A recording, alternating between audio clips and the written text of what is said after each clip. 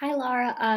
Just wanted to show you how to share these with the advisor so that they can send the forms out to their advisees. And I'm happy to help with this step because I know there are 46 advisors that you have to send this out to. So if we want to tackle it halfsies, I'm happy to do that with you. So when you are ready, either this Friday or Monday, to send the forms to the advisors, you can just click on the advisor form in the folder that I shared with you, and you're now the owner of the folder and all of the forms. So for example, if we were to click on my form and you were going to add me as a collaborator, you could go up to the little more button in the upper right hand corner and click on that little more button and then click on add collaborators. I'm already listed here, but this is just, to show you if you were to add the advisor to begin with to start them out, then their name is not going to appear in who has access, but you're going to add it to that. So for example, you would be sharing it with me as the advisor. So you type in their name, their email address shows up, and it will automatically default to notify people when they have been added as a collaborator. So you can add a little message in here, which I kind of like. So you can say, hi, Mandy, here is your form for student reflections. Please send this form out to your advisees. If I could spell advisees, no later than, I don't know, like October 25th or something like that. And then once I click on send, then if I go to my inbox, like I'm the advisor who's receiving this, I would then see that I have a message from you. It wouldn't be from me, it would be from you saying, this is your student reflection for conference day, the note that you wrote me, and then I could either click on the link to the form or I could open InForms and then it would take me to my form. Now, when the advisors go in to submit this form to their students, then they're going to actually use the send button instead. So they can do it one of a few different ways. So they could send as an email using the little email form here.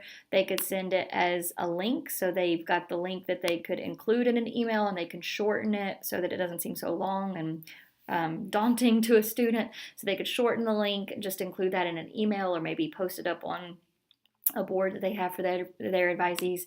They can also embed it if they have a website, like a teacher website where maybe they have their advisees come, but I think for most of us it would be sending via email. So they could type in their advisee emails or they could copy and paste them in here so that they've got all their advisees listed. For this example, I'm just going to type in my name because I'm going to send this email to myself so I can see what it looks like. So they can type in all the advisee emails, edit the subject line if they want to. So I might put in here, due to Ms. Oxt by, I don't know, November 3rd.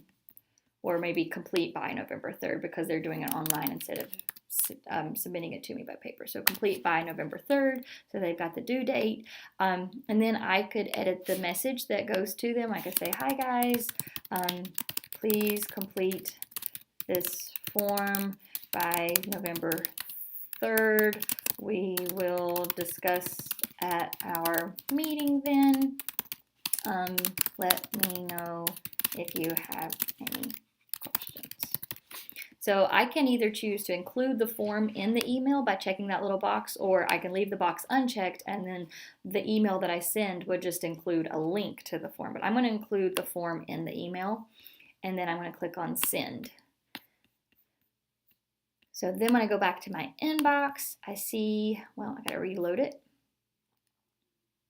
I see that I have a new email, so it would show that it was from my advisor. I'd click on that message, I'd open it, and then I could either click to fill it out in Google Forms, or if I click on the little continue button, it's going to take me to Google Forms where I can then fill out the rest of the form. So once my advisees start responding, all of the responses, as you probably know because you did a test, those show up in the responses option here, and they can also choose to have them show up in a spreadsheet, which I like viewing it in a spreadsheet rather than here because I like to see like the list of what all the students wrote in the same column together, but it's kind of just up to the advisor what they want to do. I will make another screencast for the advisors if you'd like me to, or if you want to do that, either way. But hopefully this will show you how we can quickly send these out to the advisors. Thanks.